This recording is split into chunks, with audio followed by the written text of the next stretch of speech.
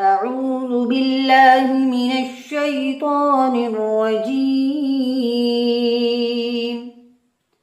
بسم الله الرحمن الرحيم. وقال الذين كفروا لا تسمعوا لهذا القرآن والغوا فيه لعلكم تغلبون.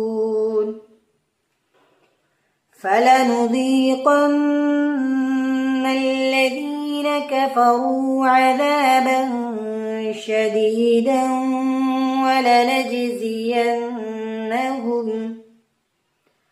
ولنجزينهم أسوأ الذي كانوا يعملون.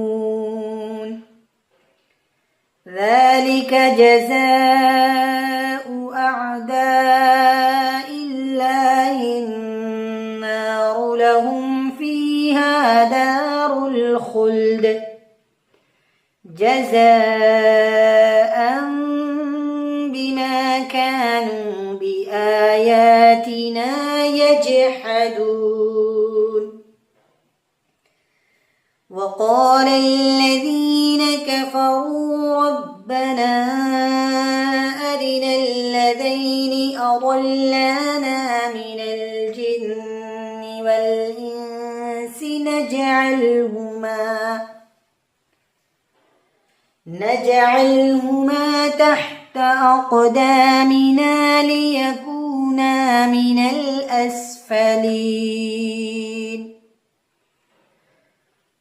إن الذين قالوا ربنا الله ثم استقاموا تتنزل عليهم الملائكة ألا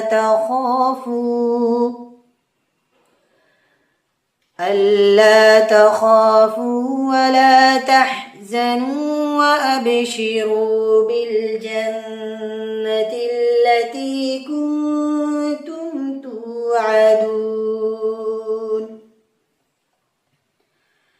نحن أولياؤكم في الحياة الدنيا وفي الآخرة ولكم فيها ما تشتهي أنفسكم ولكم فيها ما تدعون. نزلا من غفور رحيم. صدق الله